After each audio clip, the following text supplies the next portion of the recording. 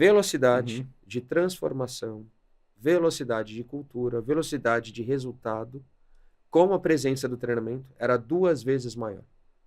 Ou seja, se você olhar uma curva de aplicação de projeto ou de transformação, quando você não faz treinamento e deixa que o próprio ecossistema, né, faça isso acontecer, é quase uma reta, assim, vai. Sim. Presença de treinamento, Acelera. acentua.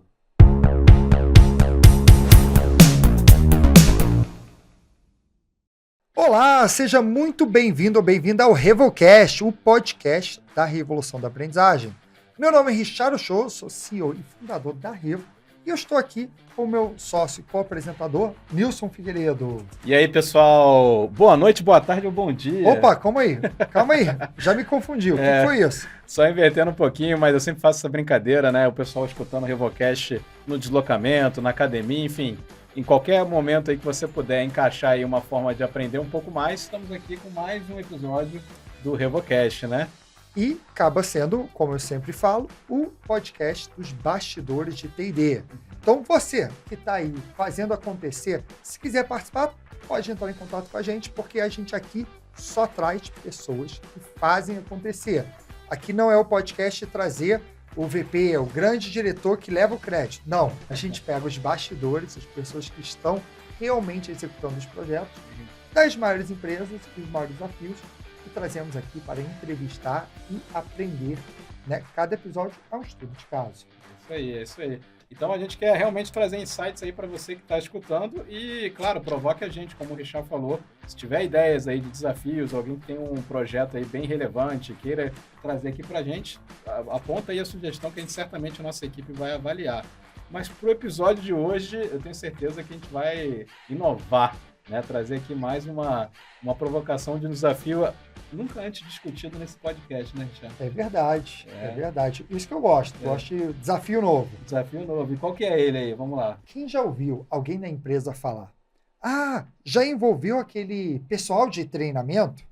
Mas quando você finalmente é envolvido, você percebe que toda a estratégia já foi definida.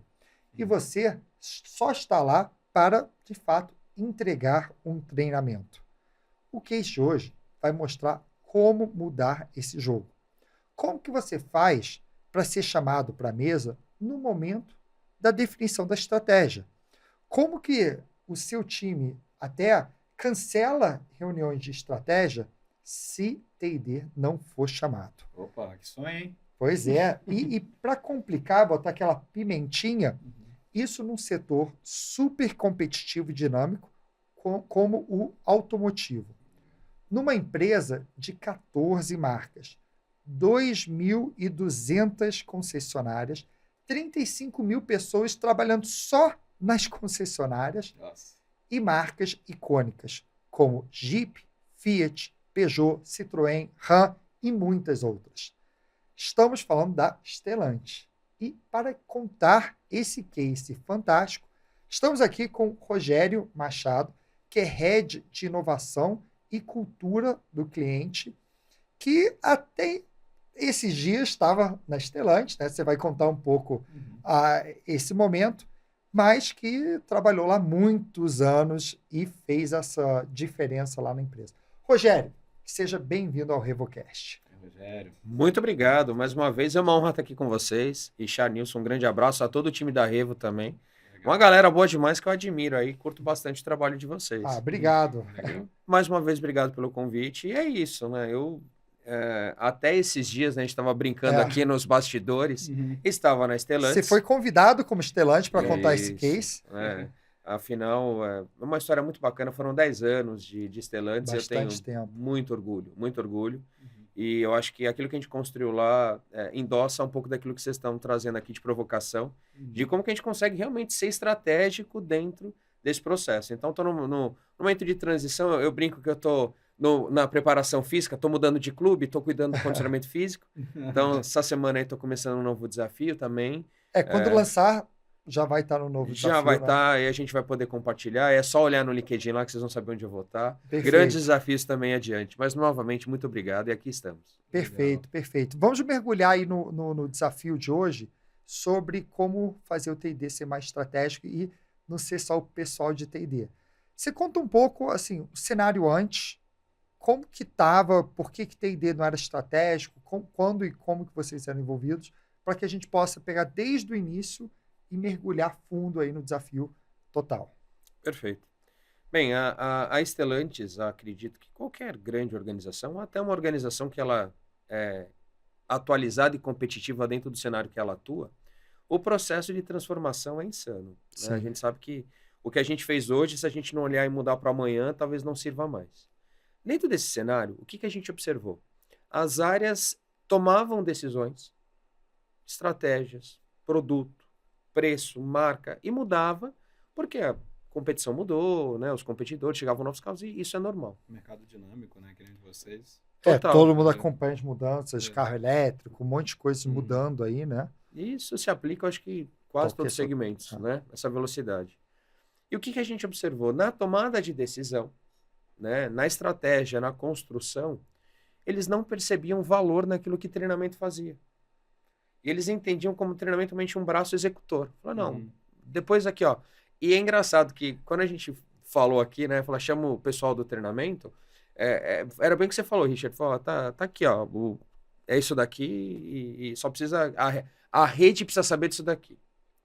Falei, tá, mas por quê? Onde que vocês chegaram nessa conclusão? Não, é só fazer é só fazer um treinamento web. Ele já vinha até com formato, né? Formato já. Já é só um treinamento E web. vocês que têm inteligência e expertise não eram nem convidados para falar do formato, né? Não era. Então eu chamo lá o pessoal do treinamento. Pessoal do treinamento, né? E aí a gente começou a prestar atenção que tinha um movimento que nós precisaríamos fazer. Porque eles não percebiam a nossa área como estratégica. Por quê? Porque nós não nos mostrávamos estratégicos para eles. Uhum. Então aí houve uma mudança. A primeira coisa que a gente fez foi uma mudança de comportamento nosso. Legal. Né? Então, até então, eles tomavam decisão, faziam, executavam, definiam indicadores, KPIs, metas, e a gente nem participava. Aí o que a gente fez? Foi talvez a primeira mudança que foi assim, significativa. Nós entendemos a necessidade de organizar a área de treinamento como uma área estratégica. Então, Legal. nós sermos estratégicos. E aí, nesse processo, o que nós fizemos? Né? E aí, falando de brand mesmo, assim, nós criamos uma marca. Na ocasião, era o WCD, né, Academy, que era o World Class Dealer Academy. Então, concessionários de classe mundial, academia de concessionários de classe mundial. Criamos logo, tínhamos um slogan, né, transformando o conhecimento em performance. Uhum. Nós Legal. fizemos vídeos institucionais, nós criamos projetos, cada projeto tinha uma marca. E a gente começou literalmente a divulgar a marca do treinamento, internamente e para a rede de concessionários. E uma parte fundamental nesse processo, eu dou um destaque aqui, foi que nós criamos uma área de comunicação dentro da área de treinamento. Uhum. Que era responsável por criar os comunicados, dar a voz àquilo que nós fazíamos, que a gente precisava vender o que a gente estava fazendo. Sim. Essa foi talvez a primeira mudança que nós fizemos, que foi extremamente estratégica. É engraçado porque a gente percebe muitas vezes a dificuldade que T&D tem em se comunicar. Né? Vai lançar um curso novo, bota um e-mail, pessoal, o curso está na plataforma, aí ninguém entra e não sabe por quê. Aí não consegue tangibilizar o discurso, que é super importante, bonito, mas de treinar e capacitar pessoas, não consegue transformar isso em números e indicadores de negócio. Então a gente percebe uma dificuldade muito grande para isso acontecer. Mas, assim, uma coisa é, tá bom, criamos uma marca, criamos a comunicação, tal, mas como foi esse processo de aceitação da empresa para que, de fato, né, uma coisa é você se posicionar, outra coisa é a liderança comprar. Perfeito. Bem, a gente tem uma frase que a gente gosta muito, né? Que resultado gera confiança, né? Legal. O que a gente começou a fazer? Nós não esperamos mais que as reuniões acontecessem sem a gente. A gente passou a bater na porta. Então, a gente ia lá na porta do brand do carro ou do brand da marca e a gente começou a sentar com ele e falou, olha, deixa eu te falar um pouco aquilo que nós fazemos. Na época, nós estávamos num processo de incorporação de tecnologia, né? Então, 2016, 2017 ali, quando não se falava em podcast, a gente estava trazendo podcast. Legal. A gente estava trazendo realidade aumentada, realidade virtual. A gente começou a trabalhar vídeos em 360. as famosas lives, né? Que o Uhum. pessoal que explodiu Na pandemia, na né? pandemia, a gente já fazia, e não era aquela Uhum. live do cara sentadinho aqui, não, era com estúdio, carro. Então, eram coisas que não eram tão usuais ainda, que eram coisas que existiam, tecnologias, e a gente começou a incorporar. E a gente começou a mostrar para eles como solução. Uhum. Chegou ao ponto dos VPs baterem na nossa porta e falou: eu preciso falar com a rede. Tem como se organizar para mim um encontro virtual com Legal. eles? Aí eles iam para o nosso estúdio, faziam. Uhum. Então, aí eles começaram a perceber que aquilo que nós tínhamos de ferramenta era instrumento estratégico para melhorar as vendas também, satisfação do cliente, e que não era necessariamente o treinamento que ia fazer. Eles usavam as nossas ferramentas. Então, a gente começou a bater. Richard, a gente chegava lá Uhum. pro cara, falou: meu, me fala aonde está doendo. Né? Então, cheguei, sentei lá com o Nilson. Falei: Nilson, me fala onde dói. Falou: pô, é o seguinte, a galera não compra tecnologia, não tá usando. Falei: qual indicador que você tem? E depois a gente pode falar um pouco mais sobre indicador, mas Sim, eu fazia vamos essas falar. perguntas. Vamos falar. Falei: cara, mas qual que é o indicador que tá doendo aí na tua área? Me fala qual que é o indicador Me ajuda a tangibilizar, né? O que é que tá te doendo? Uhum. E eles começaram a falar isso pra gente. E aí, a partir disso, aí é uma construção que eu trouxe, a gente chama de OPS. Uma coisa que eu desenvolvi junto com o meu time lá, que é One Page Strategy. Uhum. Você precisa, numa página, resumir o que você quer fazer. Uhum. Eu tinha um diretor, ele era fantástico. Ele falava o seguinte, falou: Jair, você tem 5 minutos. Uhum. Se você me convencer, eu te dou mais 5. Uhum. Aí a gente até brincava, né? A gente vai falar, é o poder da síntese. Sim. A gente começava a falar de alguma coisa... Já gostei disso. Deixa eu anotar essa pra mim aqui, Vou que botar isso pro time. coitado do meu time, né? Agora É. 5 minutos. Poder da síntese. A gente começou a trabalhar isso. E o que a gente desenvolveu? E essa OPS parece besta, mas era assim. Literalmente um slide, a parte de cima, os desafios, Uhum. os indicadores, o resultado esperado para aqueles indicadores e como eu ia fazer isso. Uhum. Em Legal, uma gostei. página. Então vamos lá. Desafios, indicadores, resultado esperado E e o como fazer. como fazer. Então, o Legal. desafio é, vamos ser o melhor, vamos ter a melhor marca em satisfação do cliente. Eu colocava lá os Legal. indicadores para isso acontecer. Né? Então, qual era o indicador que eu ia usar e qual era o resultado esperado desse indicador para que, deu certo. Isso é uma baita dica para quem está ouvindo aqui, né? Como você tangibiliza o seu desafio em resultado e como fazer. Então, o OPS, um slide só, que consegue botar isso na É rua. uma página. Para resumir. Muito bacana. Gente, eu já vi gente entrar em reunião com 300 slides de backup. Você sabe o que é desenvolver 300 slides de backup, gente? Eu falava para o meu time, eu falei: gente, é insano. Sim. É insano. Não vamos nessa vibe. Uhum. Se a gente não conseguir convencer com as nossas entregas, não são 300 slides que convencem. Sim. Então a gente começou a trabalhar isso muito forte. Sabe assim, eu falava: mostra o resultado, mostra o resultado. E aí começou a andar nesse sentido. E o que começou a acontecer? Essa galera começou a entrar nas reuniões deles e perceber que a gente não estava presente. Falando: não, peraí. Chama eles aqui. Uhum. Sem eles aqui a gente não vai fazer. Tem um caso que foi super legal. E vocês sabem que treinamento, eu brinco que treinamento é a coisa mais importante das menos importantes, né? Falando a vida como ela é. Que na hora que o calo aperta, né? Uhum. Treinamento é a solução. E Uhum. quando o budget aperta, o treinamento também é a solução, Sim. né? Que é o primeiro que recebe o corte. Então, por isso É. que eu falo que é a coisa mais importante das verdade. menos importantes. É assim que funciona. Mas a gente estava num fórum e estava se discutindo a melhoria da experiência do cliente. É um fórum que a gente fazia anualmente. E eu não estava nesse fórum, porque eu estava num evento, junto com o meu time, um evento de treinamento e desenvolvimento. E aí levantou-se a questão: nossa, o treinamento é o problema. E me contaram, eu não estava presente, que um vice-presidente da nossa empresa, que estava nesse fórum, levantou. Ele assumiu o papel de defensor da nossa área e perguntou: baseado no que você está trazendo essa observação? Porque ele conhecia a estratégia e o que nós fazíamos para ajudar na solução, na Sim. entrega e resultado que a área dele estava entregando. Ele falou: olha, desculpa, eu conheço com propriedade o que o treinamento faz.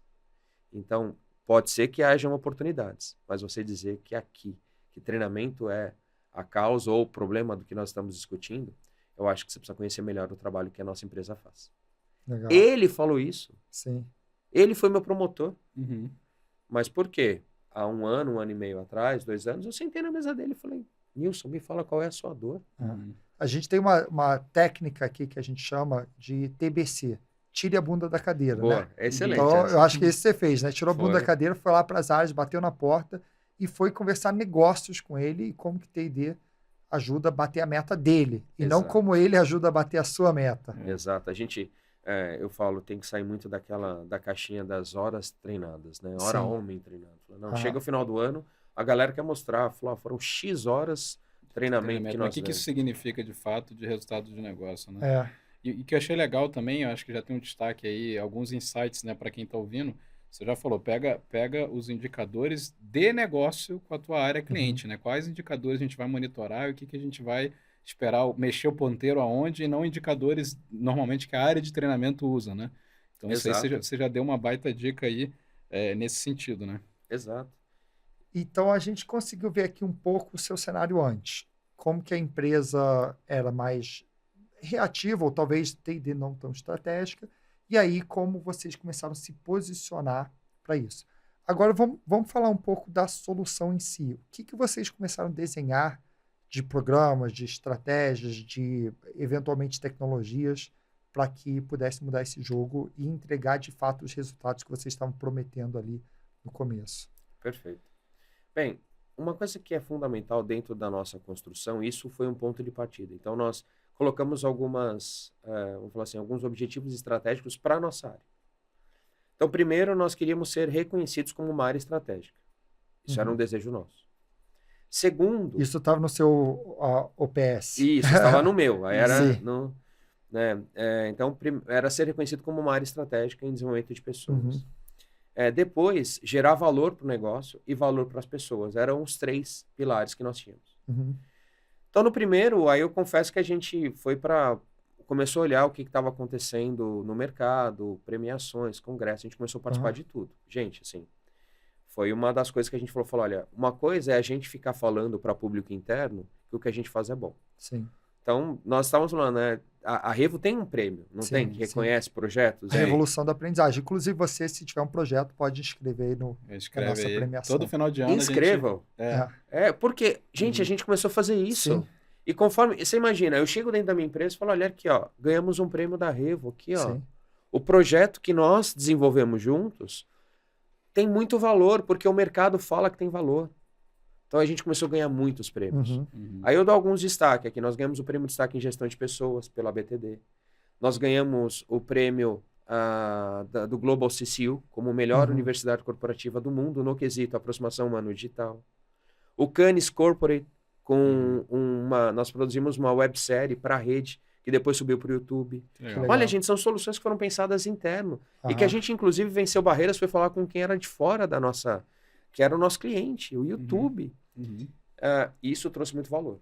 Isso mostra também para a liderança que, olha, o mercado está nos reconhecendo. Exato. Então, não é só o prêmio, o troféuzinho para ficar na parede e a área de T&D ficar feliz. É, de fato, mostrar para a organização que está indo no caminho certo e vale a pena investir. Não, e que Exato. eles, num benchmark de mercado, eles são premiados, né? E é É referência. referência. Então, assim, não é qualquer... Porque, realmente, você, quando está dentro da bolha, dentro da empresa, já é um desafio T&D ser visto como estratégico e não esse tomador de pedido, igual você falou no início, né? Só fica aqui, pedem pizza disso aqui, só tomador de pedido, né? Então, já é um desafio internamente. Mas quando eu gostei da tua estratégia, porque a partir do momento que você recebe prêmios do mercado, eu acho que, assim, contra fatos não há argumentos, né? Então, se o mercado está te reconhecendo como uma área de T&D destaque perante outras, aí você fala assim, amigão, realmente aqui, né? Acho que esse primeiro objetivo aqui de ser reconhecido como uma área estratégica, você meio que não é só internamente, né? Mas externamente você também trazer como uma alavanca aí até do branding da própria área de T&D, né? Exato.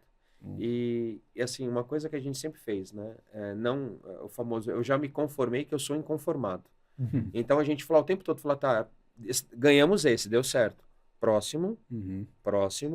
Então, seguir, tomar isso como uma alavanca de sustentação da inovação. Legal. E aí a gente começou a promover o processo de inovação. O segundo que foi para a gente que era muito importante era gerar valor para as pessoas. Aí a gente criou alguns projetos que foram muito importantes. Aí eu vou dar destaque para 2 aqui, que foi o Árvore da Vida, inclusive um dos últimos projetos que eu estava retomando dentro da Stellantis, porque isso foi na fase da Fiat Chrysler, já teve a fusão com a Peugeot Citroën e tal. Então, eu estava retomando, era o Árvore da Vida. Então, esse projeto era muito bacana. Era um projeto que a gente trabalhava com o Instituto Árvore da Vida, dentro da rede Senai, a gente pegava jovens talentos lá, formados pelo Senai, que não estavam empregados, e conectava com as empresas. Então a gente começou a trazer novos valores, Legal. novos jovens, a gente começou a buscar assim, transformação através da renovação, literalmente, do conhecimento. Legal. Fizemos um outro projeto também focado em pessoas, que foi o Game of Talent, uma grande Olimpíada do conhecimento. Você imagina, no universo, vamos pegar o universo só do Brasil aqui, tá? O universo do Brasil, 1.100 concessionários, com mais ou menos 22, 23 mil profissionais trabalhando no universo Brasil. Só de vendedor, eram aproximadamente 4.500, quase 5.000 vendedores na rede. Nossa, É muita gente. é monstruoso. Aí, se você separar por marca, aí dá uns volumes um pouco menores, tem marca que tinha 700 vendedores, marca com 2.000 vendedores, de acordo com o tamanho. Mas vamos pegar a maior lá, que tinha 2.000 e poucos vendedores, quase 3.000 vendedores. Eu precisava dar voz e reconhecimento para esse melhor vendedor. Aí nós criamos o Game of Talents, Legal. uma Olimpíada para chegar no melhor vendedor do Brasil da nossa rede. Que legal. E aí vem um outro processo que é, para você ser estratégico, você precisa dar voz para quem faz. Aí você gera valor para as pessoas. Né? Então isso foi muito importante dentro daquilo que nós estávamos fazendo. Legal, legal. E aí, não era só premiar em volume de vendas, tinha outros critérios também? Tinha. Assim, quando a gente olha sobre a ótica da experiência do cliente, nós trazíamos o NPS da concessionária, participação em treinamento, resultado de avaliação mesmo de conhecimento, testes. Inclusive, assim, antes de ir para a avaliação final, e o teste final, ele era realmente um grande role in play, nós criávamos uma concessionária, contratávamos atores, dávamos desafios baseados na pesquisa de satisfação, processos, para ver como o cara se comportava. Porque o comportamento é o que transforma. Você pode inserir um monte de processo, gente, dentro daquilo que você faz. E ter ideia é ótimo para ter processo. A gente ama processo. Agora, vamos trabalhar comportamento. Vamos olhar o indivíduo, as pessoas. E quando a gente passou a dar voz para as pessoas começaram a perceber também valor. E, gente, você quer ter valor e ser estratégico, deixa outros falarem de você. Igual aquele VP lá naquela reunião. Exato. Porque ele resolveu o problema dele. Sim. Para esta pessoa que está lá no dia a dia tendo que matar 30 leões por dia, eu dei ferramenta para ela que fez ela ser um profissional melhor. Eu tenho exemplo de pessoas que chegaram e falaram, Jair, obrigado por aquilo que vocês estão trazendo aqui. Me ajudou com a minha filha. Sim. Me ajudou na minha relação aqui dentro de casa. E às vezes a pessoa não está performando porque está tendo problema com a filha e problema dentro de casa. Exato. Não é porque não tem conhecimento do produto, né? Então, esse foi o outro. Legal. Né? Um outro projeto também focado em pessoas foi de sucessores. Então, olha como a gente estava atuando. Gente, assim, eu me lembro que a gente fez depois nós criamos usando uma ferramenta, né, uma dessas ferramentas de gestão de projetos, a gente colocou todos para olhar como é que a gente estava. Tinha 200 projetos rodando simultaneamente. É claro, um dos conceitos, que a gente sempre trabalhou isso, os projetos eles tinham que ser projetos de rápida implementação e transformação. Eu tinha alguns que eram de larga escala, mas esses a gente tratava de outro jeito, senão não dava. Sim. E o programa de sucessores, como eu comentei, que era a gente pegava os futuros donos de concessionária e tratava com eles o que estava por vir e desenvolvia, assim, uma construção de transformação para o modelo de negócio deles também. Porque você deve ter concessionária já indo para a segunda ou terceira geração. Eu diria até mais. Que aí, isso quando acontece, inclusive, às vezes era o pai que montou, às vezes já está no neto, e são 15 netos que assumem o negócio que foi um avô que fez. Nossa. Então, esse é o processo. E gerar valor para o negócio, e aí a gente entra no terceiro, é isso também. É conseguir mostrar que as entregas que a gente faz melhora a satisfação do cliente. Melhora a condição das operações das concessionárias. Os brands começam a ter mais presença. Produto ganhando market share. Então, gente, a gente teve carro batendo meta lá de venda direto. Carros no top 10 de... A estrada, ela ficou muitos anos, e está, na realidade, como o carro mais vendido no volume total do Brasil. Isso se dá por uma construção estratégica que não é só a marca, não é só o produto.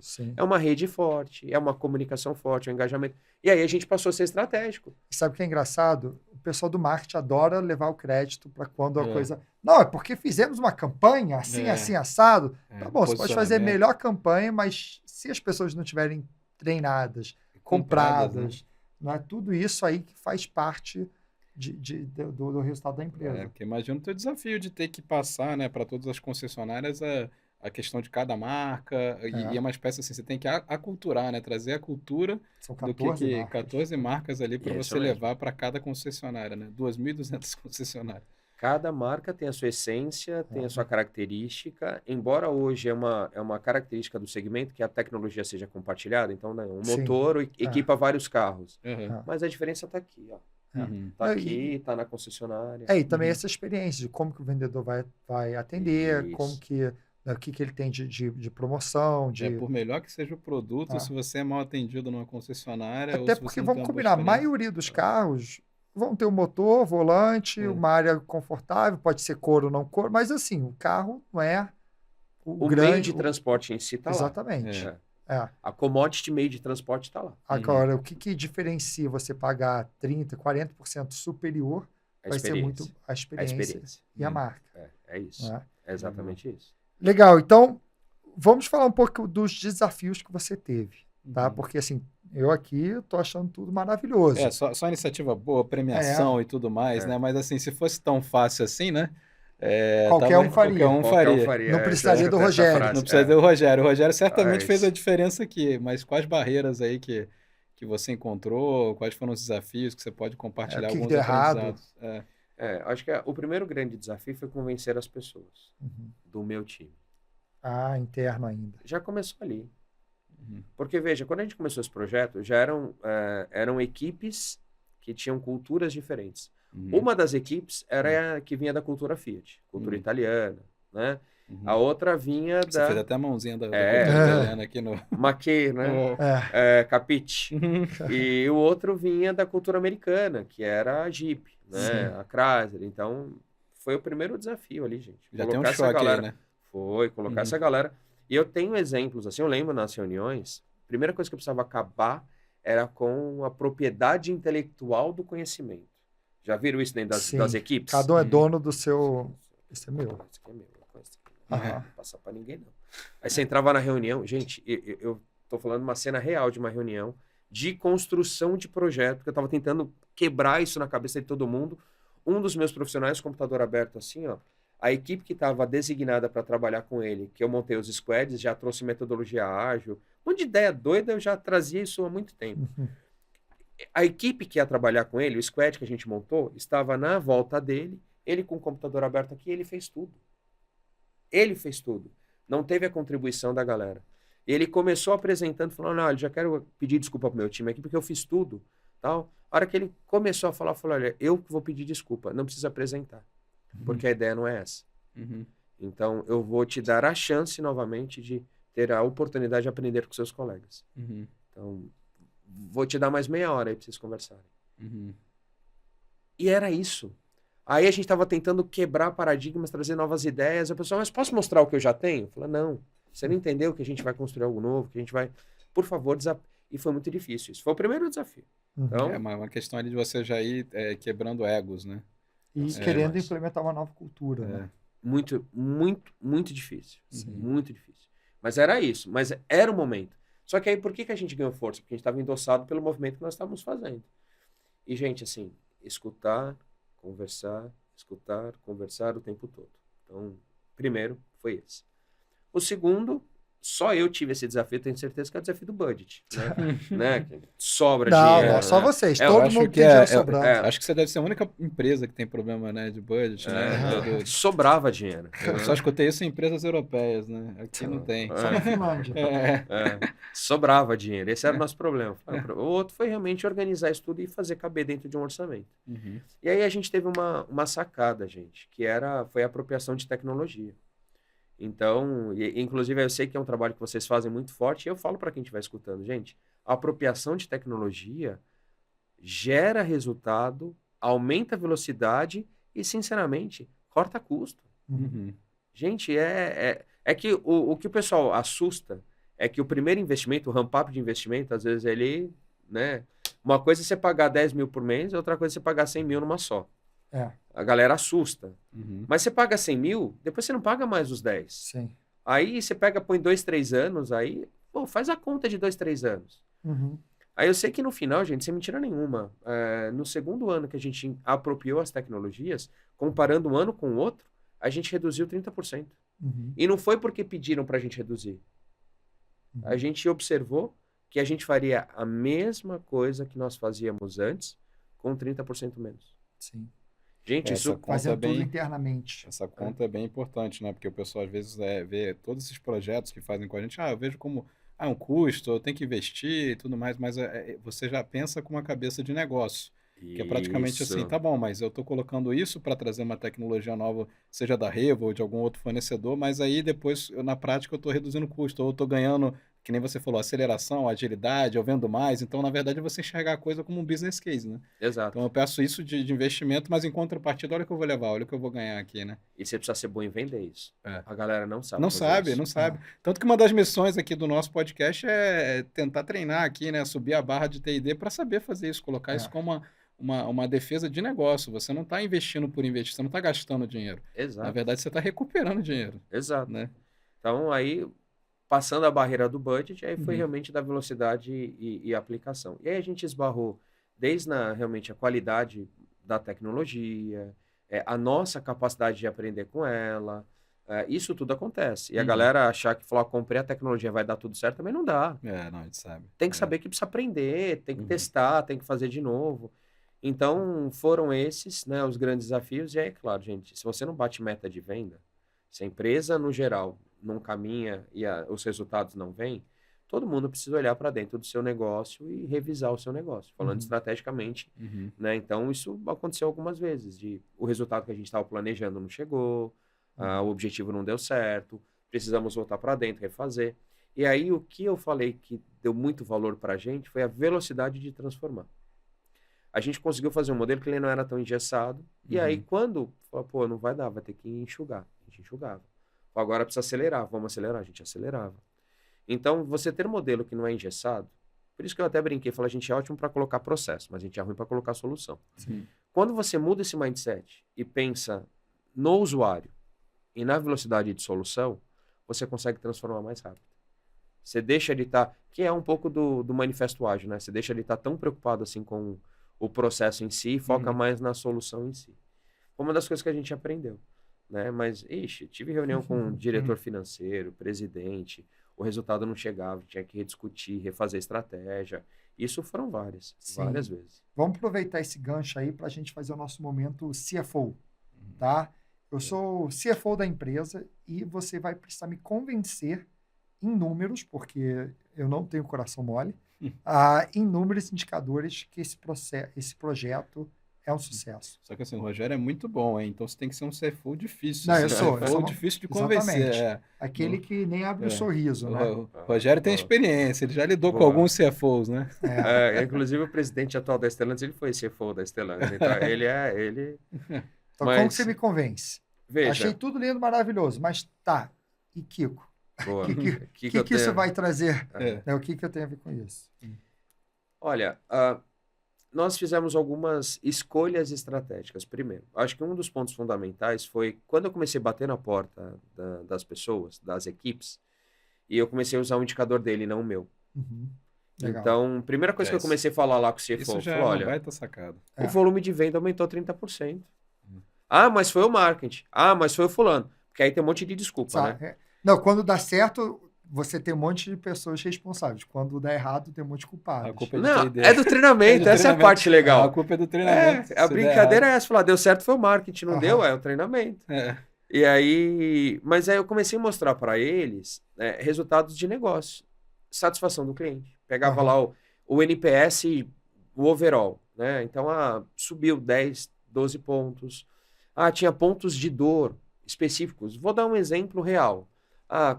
Cordialidade do vendedor. É um tema super subjetivo, mas aparecia sempre como um ponto de dor lá. Nós criamos um projeto que a gente chamava de certificação master para os consultores. Foco em comportamento, foco em comportamento, foco em comportamento. Aí esta voz, que era cordialidade do vendedor, as marcas viraram benchmark. E o que eu mostrava de treinamento? Horas, pessoas treinadas e pessoas certificadas. Aí o que eu comecei a fazer? A voz aqui, a do cliente, que começou a acontecer. Uhum. E aí o pessoal começou a olhar, falou, pô, peraí, então... E aí, tivemos uma sacada, e eu tava falando no bastidor, ela, e eu vou falar aqui. A gente pegou uma mestre em estatística, né, uma mestra, né, em estatística da Fundação Dom Cabral, Uhum. e nós chamamos ela e nós investimos um dinheiro, literalmente, com ela. Falou, ó, vou te dar todos os meus dados. Horas, satisfação do cliente, volume de vendas, dados e dados e dados, né? O que hoje uma inteligência artificial faz, né? Um Power BI. Nós pegamos uma estatística. Isso lá em meados de 2017. E nós pedimos para ela, falou, olha, me acha a correlação das coisas que nós fazemos em treinamento aqui com o resultado do business. Correlação direta. Bem, já respondendo e a expectativa criada, não encontramos. Não há a correlação direta. Mas, Richard, o que nós achamos? Isso estava lá comprovado. Que Peraí, para tudo, porque eu acho que esse momento Para. eu acho que até dá para pedir chamada para o comercial se fosse um exatamente. programa como esse, né? Porque assim, não tem correlação direta. Ó, descobrimos algo aqui confirmado. Não tem correlação direta treinamento com vendas. Porém, gente, a gente pegou os projetos e o que a gente observou? Velocidade de transformação, mudança e sustentação maior com a presença do treinamento. E assim, era absurdamente maior. Era quase o dobro. Repete que eu acho que é importante. Velocidade de transformação, velocidade de cultura, velocidade de resultado, com a presença do treinamento, era 2 vezes maior. Ou seja, se você olhar uma curva de aplicação de projeto ou de transformação, quando você não faz treinamento e deixa que o próprio ecossistema, né, faça isso acontecer, é quase uma reta. Assim, ele vai... Sim. Presença de treinamento. Acelera. Acentua. Então, o resultado podia chegar lá sem treinamento. Porém, o treinamento vai acelerar o processo de transformação. A gente pode afirmar que treinamento é fator determinante para a transformação e velocidade do resultado. Pro resultado, se você tem resultados que precisam chegar rápido, sem treinamento você não chega lá. Então, foi uma das coisas que a gente percebeu. Mas aí a gente, muito sacana, né? Muito safo. Eu usava os indicadores das áreas quando eu ia conversar com o meu CFO lá. Falei, a gente bateu meta de venda. A gente bateu meta de satisfação do cliente. A gente nunca vendeu tanta peça nesta empresa. E você quer tirar treinamento, e se você parar de bater meta por isso? O CFO já tá respondendo para ele. Já está convencido. Já respondeu por mim. Já está convencido. Falou em número. Já convenceu. Foi isso. E aí, a partir disso, e gente, foi o que eu falei assim, a Stellantis, ela fez um negócio que eu acho super legal, tá? O budget de treinamento, antes, eu tinha que brigar com o financeiro. Ia lá no financeiro, tinha que ficar explicando e tal. E tudo isso que a gente tá falando aqui é a vida como ela é. Eu chegava para ele, mostrava os dados, os indicadores. Tinha que mostrar, assim, volume de pessoas, porque comprou horas, quanto que se entregou. Ele vai olhar, tem alguns dados que são, na cabeça de um financeiro, precisam existir. E eu trazia os intangíveis para ele, que ele não olhava. Volume de venda, satisfação do cliente, NPS, alavanca nas vozes, tudo tava lá. Mostrava. Isso, pô, super legal, né? Aí quando a gente começou a fazer as soluções e mostrar as soluções, a gente começou a incorporar esses resultados no resultado de treinamento. E aí, para quem olhava, começou a defender a gente. Na Stellantis, quem passava a defender a gente? Os brands. Quem passou a me dar o dinheiro na Stellantis? Os brands. Na Stellantis, o dinheiro é dado para o brand e o brand destina as áreas de suporte ao projeto dele. Marketing, comunicação, produto, treinamento. Gente, recentemente eu participei de reuniões com os brands, os diretores de marca. Falaram, tá aqui, ó. Esse ano para treinamento vai ser isso daqui, baseado no que foi ano passado, baseado no que foi... Tá bom. Você tem mais 2 projetos novos, você não tem? Que você colocou pra gente? 2 lançamentos, por exemplo. Tem, tá. Você sabe que esse dinheiro não cobre. Os caras arrumavam, davam um jeito e traziam. Tirava do marketing, tirava de outra área. Porque o dinheiro dele era o mesmo, ele não ia ter. Cara, você já escutou isso? Eu vivi isso. O cara tirou... um anúncio para... Ele tirou dinheiro de outras áreas para investir em treinamento. Mas teve uma sacada sua importante aí nessa fala, né? Porque, por exemplo, o que normalmente o financeiro faz, isso é uma dica para quem está ouvindo, né? O financeiro vai olhar para o quanto você gastou no ano passado, isso é planejamento estratégico puro, orçamento, né? Exato. Ó, você gastou 200 ano passado, toma aqui de novo 200, 201. ou toma 201, ou toma 205, É ou pô, tá mais difícil, 180. né? Faz os mesmos A gente 200 tá com 180, né? Estamos com task aqui, 10% a menos. 10% a menos, você com eficiência, você tá melhorando, tem esse papinho, né? E se Mas eu algum gostei. financeiro estiver escutando, por favor, é um momento... Me responda de onde que veio o task de 10%. É. Porque isso é histórico, né? É. Fala, não, a gente tem um task de 10%. Todo ano tem um task de 10%. Para reduzir, né? Ah. E aí o que eu achei interessante é que você fala assim, tá bom, amigo, então você olhou para o ano passado, né, para determinar o orçamento do meu ano. Porém, entretanto, contudo, todavia, você tem 2 lançamentos, por exemplo, né, nesse exemplo que você está dando, tem 2 novos lançamentos de carro aqui na tua marca, né? E aí isso não aconteceu ano passado. Então é legal porque assim, a conversa ela tem uma lógica, né? Tem um viés ela estratégico. tem um viés estratégico. Então assim, peraí, você espera fazer mais do que o ano passado, você tem novos lançamentos, porém você está me dando a mesma referência do ano passado. Então aqui você, com muito uma cabeça de business que você tem muito bem, você consegue defender aí, e aí puxa o orçamento das outras áreas para a sua, né? Isso. Aí você falou um ponto fundamental. Isso exige uma visão estratégica da liderança É. e da liderança de T&D. Não dá para ser o expert em... Você dominar lá o Kirkpatrick, taxonomia de Bloom... E não entender de negócio, né? Não adianta. Senão você continua sendo o pessoal de T&D. Você vai continuar sendo. O pessoal do treinamento, O é pessoal verdade. do treinamento, Vai né? estudar Simon Sinek, vai estudar É. Peter Drucker, vai estudar uma outra galera que é um outro viés aí, gente. Uhum. Vai falar de marketing, vai falar de produto, vai falar de presença, vai falar de...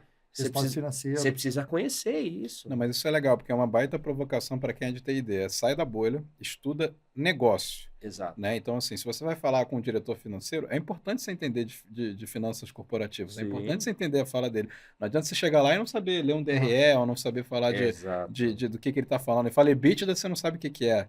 Né? Então, é importante você entender Exato. de negócio, assim como você falou, estratégia de marketing. Se você não sabe...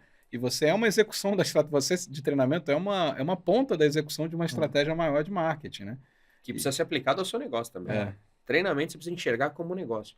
Inclusive, na Stellantis, ela tinha uma visão muito bacana, que é oriunda da Peugeot Citroën. Uhum. Treinamento é tão estratégico que é cobrado da rede de concessionários. Sim. Então, hoje a rede paga para fazer o treinamento. Exato. Só que é claro, a régua vai lá para cima. Sim, Né? Você claro. não vai, você tem que entregar um produto de altíssima Não qualidade. dá para ser aquele e-learning cheio de bonequinhos, cheio de cliquezinho. Não dá, não. A gente sempre Não. bateu nisso, né, É, chefe? é. Sempre falamos assim, tem que trazer modernidade mesmo, o conteúdo tem que ser atrativo, tem que ser engajador, não dá para ser uma coisa do clique avançar, né? O PowerPoint melhorado. o PowerPoint PowerPoint melhor, melhor. não adianta. melhor. PowerPoint interativo. Isso, boa. PowerPoint interativo. É É um isso. PowerPoint só cheio de clique, aí você não consegue achar o último clique para liberar a tela. É. Mas todo mundo sabe que já viveu um pouco isso. Já. Né? Vamos lá, vamos agora falar um pouco mais de inovação, tudo mais. A gente sempre tem uma pergunta que a gente faz, que é, para você, o que é a revolução da aprendizagem? Olha, essa talvez seja... tá naquelas perguntas do famoso $1 milhão, né? Sim. Essa cabe, a gente pode classificar como. Revolução da aprendizagem, gente, assim, talvez eu sendo muito simplista. É olhar para o indivíduo, é olhar para as pessoas. Porque quando a gente usa a palavra aprendizagem, arremete à metodologia de ensino-aprendizagem. Remete a alguém ter algo a compartilhar, alguém pronto a absorver e colocar isso em prática dentro do processo de transformação. Então, quando eu falo, e eu acho que eu vivi muito isso, é trazer o humano para o centro daquilo que você faz. Mas você viveu isso num ambiente bem grande, 35 mil pessoas. Como que você olha para o indivíduo com 35 mil pessoas? Olha, e aí, claro, sendo muito transparente, é praticamente impossível. Sim. Né? Mas uma coisa que a gente fazia de forma muito regular, a gente escutava. Eu acho que escutar foi o grande diferencial, Richard. Assim. Então, a gente tinha encontros regulares com representantes desses públicos para nos falar um pouco do que estava acontecendo, os desafios lá da ponta. Então, a revolução da aprendizagem passa por entregar algo que gera significado e resultado para a pessoa, para o indivíduo. E aí, talvez uma forma que você falou, se fosse escutável, talvez T&D não ser só quem ensina, mas também quem aprende. Exato. Exato. Legal, Né? assim. Gostou? Ficou Exato. bom, né? Ficou bom. É. Às vezes você faz umas inclusões aqui que eu vou até É anotar raro, aqui mas também. acontece. Não, mas seria Não. isso, né? Inclusive, veja, nós tínhamos lá que a gente chamava que era o ciclo da aprendizagem. Então, nós separávamos em 4 estágios. Então, primeiro a gente falava que você ia lá e você aprendia. Isso serve também para quem está ensinando, tá? Então, você lá, se aprendia. Depois que você aprendia algo, seja algo focado para processos, comportamento, então, Aham. eu ia praticar. Então, eu aprendo, pratico. Aí lá na prática, né, eu vou testando, vou vendo como funciona, eu valido. Então, eu aprendo, pratico, valido. Falo, olha, dá certo, funciona. E aí, qual que é o último estágio? Eu ensino outro. Eu passo a ensinar. Então, nós sempre acreditamos que quando eu conseguia fazer algo que a pessoa entende o valor ao ponto de compartilhar com outros aquilo, putz, deu certo. Então, e aí falando pro professor, né? Então, quando eu chego a ser um professor, é que eu realmente tive a capacidade de aprender, Sim. né? E ser professor é ser um eterno aprendiz. Então, Sim. perfeito. Eu acho isso fantástico. E uma Até coisa. naquela pirâmide da aprendizagem, né? A partir do momento que você ensina, você é um dos que está mais aprendendo. É quando verdade. você está tendo que ensinar o outro, né? Exato. É verdade. E uma coisa que eu também fico pensando, eu trouxe a provocação dos 35 mil colaboradores, como olho para o indivíduo, eu acho que aí a tecnologia também ajuda muito, né? Total. Você tendo acesso a dados, você falou muito, trouxe um cientista de dados para conseguir ver correlação. E aí, quando você tem esses dados na mão, permite você personalizar cada vez mais e sair só do achismo, né? Então, além de ouvir a pessoa, você toma decisões mais baseadas em dados. Quando a gente montou o nosso projeto, inclusive, eu comentei que a gente ganhou o prêmio do Global CCU como melhor novidade corporativa no quesito aproximação humano-digital. O projeto era exatamente esse, Richard. Era usar a tecnologia para reconhecer o indivíduo e se adaptar a ele. Legal. Você imagina, o nosso mote de conversa, a gente chegou até 90% do projeto. Quando virou Stellantis, a plataforma foi descontinuada, veio uma plataforma global. Mas a ideia disso tudo era poder acoplar. Obrigado, isso. Palavrinha difícil, né? Ao nosso LXP, o histórico desse aprendiz, os cliques que ele tinha dado, o que ele assistia ou acessava com mais regularidade, para inclusive no formato. Se o cara vê, mas claro que pra gente, a gente tinha desenhado isso, ia ser um baita de um trabalho. Mas ter o mesmo conteúdo em áudio, vídeo e material de leitura, a gente ia trabalhar com esses 3. O Nilson, ele escuta no trânsito o tempo todo. Então, beleza. A própria tecnologia fala, Nilson, ó, saiu novo aqui, ó, tá aqui, ó, áudio. Não, o Richard, ele gosta de ler.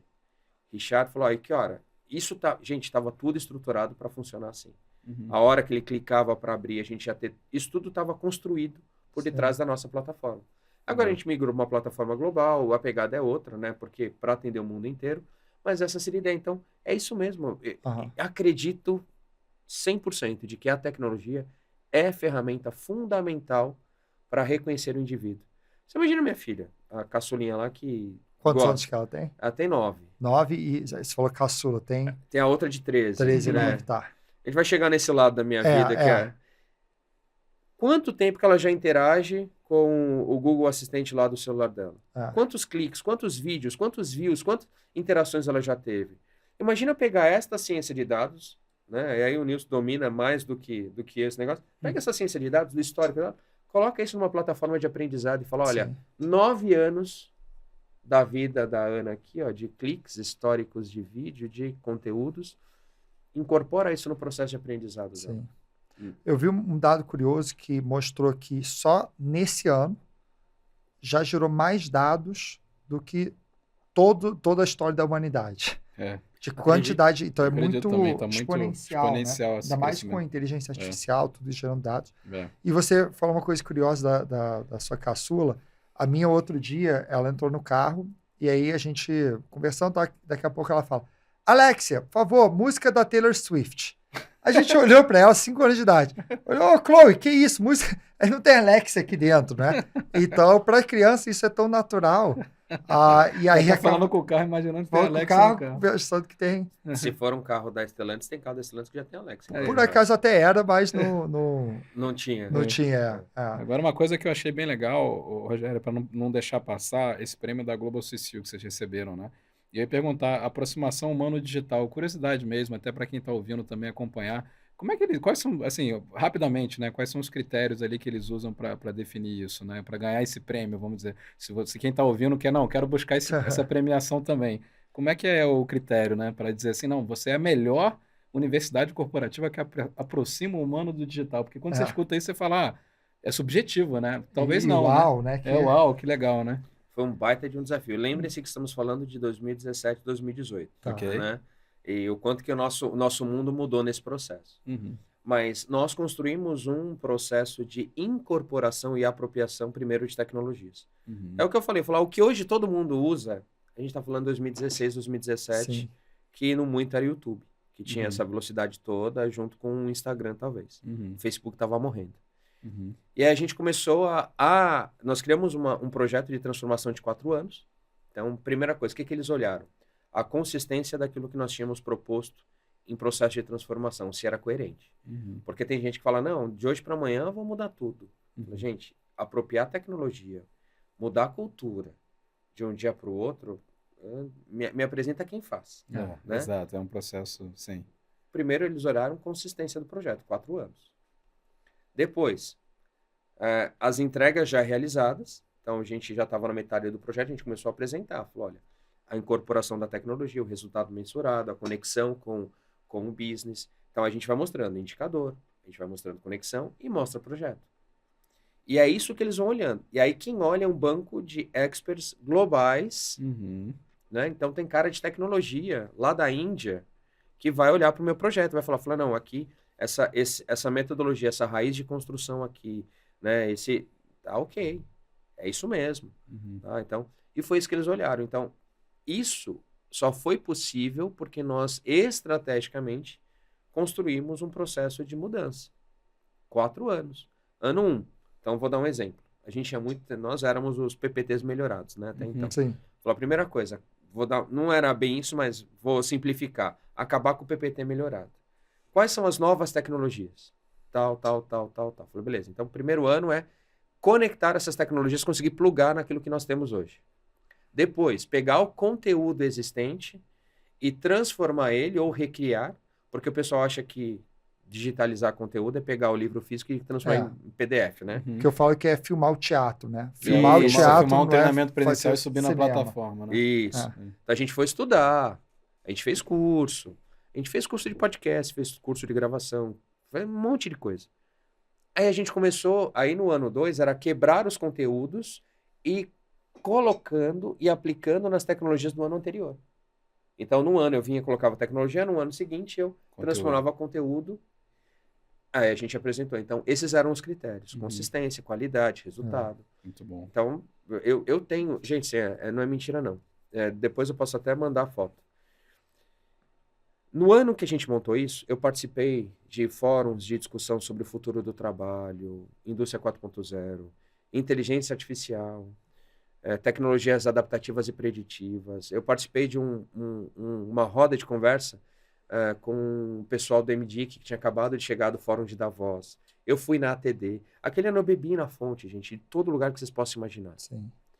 A gente chegou num restaurante e eu comecei a conversar com o meu time. Gente, assim, ó, o brainstorm, ele funciona em qualquer lugar. Então aí já fica a dica, a gente não perca a oportunidade de ser criativo onde quer que você esteja. A gente sentou, pegou a folha do jogo americano do restaurante, virou, pediu a caneta do garçom. Então o garçom nem sabe disso, mas ele construiu um projeto com a gente. A gente escreveu, estávamos eu e mais 5 pessoas da minha equipe, uns 5 que comigo construíram isso tudo. A gente escreveu num papel do restaurante a transformação que nós íamos fazer tecnológica dentro da nossa universidade corporativa. Num restaurante em cima de um jogo americano. Eu enquadrei, tá na minha casa isso. Eu tenho um quadro desse papel. Que legal, muito bacana. Depois a gente pede aí, manda a foto, Eu a gente vou mandar coloca a na foto. edição aqui do podcast. Vou mandar a foto. Gente, é isso. Só que uma das coisas que foi fundamental, que aí vamos voltar naquela discussão inicial, a gente foi beber na fonte. Sim. A gente foi escutar, a gente saiu da caixinha, a gente fez o TBC. TBC, né? É. TBC. Muito bom, Rogério. Eu acho que aqui a gente consegue ficar, eu acho que mais 1 hora só aprendendo, ouvindo você aí com os projetos, tudo mais. Com Então, certeza. mas eu queria, antes da gente ir para o encerramento, queria que você falasse um pouquinho, Rogério, né? Tanto dentro quanto fora do LinkedIn, para a gente conhecer. Você falou um pouco já das suas filhas e tal. Fala para a gente, quem é o Rogério aí na vida? O famoso quem é na fila do pão, Na né? fila do Quem pão, é você na fila do pão. É. A primeira coisa talvez é o grande destaque de toda a minha carreira, é que eu sou casado com a Marcilene, né? Então, de tudo que eu já fiz nessa vida, a melhor escolha, a minha esposa, sou casado com a Marcilene, Legal. né? Estamos juntos há pouco mais de 20 anos. Uau. Desse tempo junto temos a Sara, com 13, a Ana, com 9. As duas são artistas fundamentais, incríveis na minha vida, elas que me ensinam sobre teatro, sobre filme, sobre tudo, né? Eu falo, eu tenho filhas que elas não me pedem tênis, não me pedem celular, não me pedem roupa, mas gostam de um musical. E eu vou te falar que é tão caro quanto, mas estamos aí, então, são as duas, né? Também sou empresário. Há 1 ano aí comecei um projeto com 2 amigos, a Dream Sports, é uma academia de tatame lá no Tatuapé. Quem tiver por lá, quiser fazer uma aula de taekwondo, jiu-jitsu, muay thai, segue a gente e cola lá, será um prazer recebê-los. Inclusive, Rogério, eu sou seu amigo, tá? Se você luta essas coisas aí, eu sou seu amigo, sempre fui seu amigo, né? Aquela coisa assim pra nós. Sabe que essa é uma brincadeira engraçada? Todo mundo fala, não vou mexer com você, eu sou faixa vermelha no taekwondo, né? Não vou mexer com você. Falar, mas é exatamente o contrário. Sabe com quem você pode irritar, que de tudo ele não vai querer entrar numa briga? É o praticante de artes marciais. Então, mas vamos junto. Eu vou ser o cara que vai apaziguar, conta comigo. Boa, legal. No segmento, vamos lá, é um tempo bacana. Eu comecei com 13 anos como mecânico de carro, né? Uau! 13 anos. Então, eu tô com 32 anos de carreira. Foi ali arrumando mesmo, fazendo... Eu lembro, o meu primeiro trabalho foi trocar a bucha de uma barra estabilizadora de um Verona, um carro da Ford de 1000 anos. Nossa. Fiz muito carburador, suspensão, tudo que vocês possam imaginar. E muito dedicado, estudei bastante, né? Então, fiz Senai, fiz escola técnica, entrei numa concessionária da Volvo Automóveis. E lá onde as portas começaram a se abrir para um mercado automotivo, isso falando de montador, né? Legal. Então, na época, a Volvo, que era uma concessionária, pertencia ao grupo, né? PAG, que era o Premier Automotive Group, que tinha outras marcas que pertenciam à Ford. E aí, por intermédio deles, entrei na Ford para trabalhar na Jaguar Land Rover. Então, aí dentro das marcas que eu já trabalhei dentro desse universo aí de 32 anos, né? Jaguar Land Rover, Volvo, BMW, Nissan, a Stellantis, né? Com a Jeep, Fiat, Chrysler, Dodge, Ram, e daqui a pouco tem uma outra que vai estar chegando, tá chegando. outra grande. No macacão ali do Fórmula 1, né? Que tá cheio já de marcas. E é isso, sou formado em administração, minha pós é em comunicação e aí várias certificações. A mais recente que eu fiz aí foi uma em IA também, né? Sei que o Nilson é entusiasta, além de ser um dos grandes pesquisadores que nós temos aí. E continuo fazendo as famosas certificações para poder trazer novos conhecimentos. Mas basicamente é isso dentro desse histórico. E aí, no meio do caminho, eu acabei migrando para T&D, né? Eu falo que eu fui a primeira pessoa, eu fui a cobaia de mim mesmo. Foi quando eu assumi um cargo de liderança, que fiz tudo errado, estava quase perdendo a equipe, comecei a estudar, aprender que desenvolver pessoas gera resultado para o negócio. Aí peguei gosto, gente, e estamos aí, ó, 32 anos. Que carreira, hein? Que carreira, parabéns, uau. Obrigado. Legal. E deixa eu perguntar, se alguém aqui que está ouvindo quiser entrar em contato com você, como que faz? LinkedIn, qual é o melhor meio? LinkedIn, né? Acho que é Rogério Machado, pode me procurar. Então, é o grande canal. No Insta tem o @Roger_Hit, que é meu sobrenome do meio. RICCI, né? Basicamente esses 2 canais. Legal. E lá no LinkedIn tá o meu e-mail, tá o meu telefone. Eu sou super acessível, quiser falar, conversar.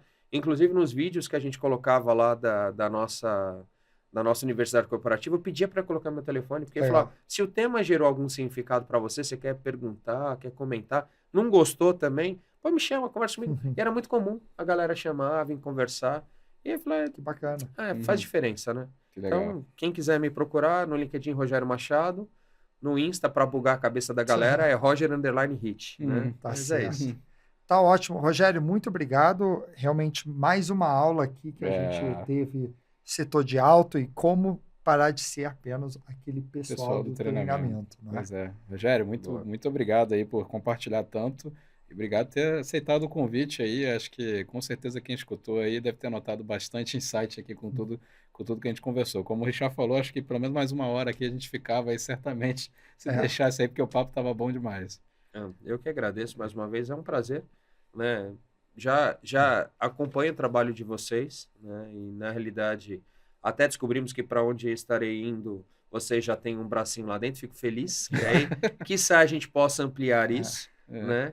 Então, o trabalho de vocês é muito bacana. E, novamente, levem meu abraço, tá, Nilson? Obrigado. E Richard, a equipe da Revo. Sigo Com muito certeza. aquilo que vocês fazem e acredito muito no mindset que você traz de gestão de pessoas também. E acredito que é o centro de tudo que a gente faz. Se a gente trabalhar pessoas, o resultado vem consistente. Então, muito obrigado mais uma vez. Esse é o nosso propósito também. Obrigado. Obrigado. Legal. Nilson, e aí? Mais um episódio aí. Acho que já fica uma provocação para quem está escutando. Será que você é o pessoal do treinamento? Fala com aquele pessoal lá do treinamento, né? Aqui, apesar dessa brincadeira do pessoal do treinamento, é uma grande aula de como ser estratégico. Como ser estratégico. Até a gente defende isso enquanto Revo, né? Apesar do Rogério ter trazido aí na experiência dele, uma das nossas filosofias, né? A gente fala muito de treinamento e desenvolvimento tem que ser estratégico. A gente acredita na força de um T&D que seja estratégico. E é curioso como ele fez essa transição, né? De primeiro TBC, tira a bunda da cadeira, vai para as áreas e começa a perguntar como que treinamento ajuda ela a bater a meta dela. Ele falou muito qual que é a sua dor, né? Me conta um pouco mais da sua dor. Eu anotei aqui, Richard, ele se preocupou em fazer todo o branding da universidade corporativa, né? Então, desde a criação de logo, tinha um slogan lá, transformando conhecimento em performance, eu anotei aí também, né? Várias formas aí de divulgar o trabalho, teve o famoso OPS, o One Page Strategy, né? Então... todo o projeto de comunicação, né? de não só do branding, mas também para gerar visibilidade para o legado que eles estavam construindo. E aí, eu achei, ele falou, né? Ele tinha 3 grandes objetivos. Então, ser reconhecido como uma área estratégica, e eu achei interessante aqui, o insight foi não só ser reconhecido internamente, mas se eu estou sendo reconhecido externamente, né? Com prêmios do mercado, e o Rogério citou vários. Inclusive, ter premiação da Revo, quem quiser participar, né? Esse parênteses, né? Se inscreve na premiação da Revo. Mas essa preocupação do tipo, se o mercado me reconhece como uma área de T&D que está inovando, que está trazendo, eu sou referência, imagina a força que você leva para dentro de casa para poder convencer a tua alta liderança, né? E aí, além de olhar para o mercado, né, fazer isso, você tem que gerar valor para as pessoas. Trouxe vários exemplos, como a Árvore da Vida, a Game of Talent, né, e outros. E por último, gerar valor para a empresa. Então, gostei desses 3 pontos aí. Sim, ele comentou muito sobre a apropriação de tecnologia e muito favorável, né? Porque acelera, engaja e olha que interessante, reduz custo. Então, se você está fazendo um projeto de tecnologia, está implantando uma plataforma ou está investindo em treinamento e está tendo dificuldade porque está olhando como custo, já fica o aprendizado aqui, porque tem como comprovar a redução de custo, na verdade, né? E Richard, tem uma frase aqui que me marcou, que eu achei engraçada. Mas tem um fundo de verdade aqui, ó. T&D é ótimo em colocar processo, mas é ruim em colocar solução. Olha a provocação aí para vocês, hein? Né? E dificuldade de falar com o negócio, né? Então ele falou, não olhe só para Kirkpatrick, olhe para Jim Collins. Né? Então eu gostei dessa provocação. Peter Drucker, ou qualquer outros gurus aí da administração, né? E ele falou muito, e ele convenceu muito eu como CFO, né? O cara contratou uma estatística, né? Tudo bem, não tem uma correlação direta. Isso é outro legal, né? Não tem uma correlação direta com vendas.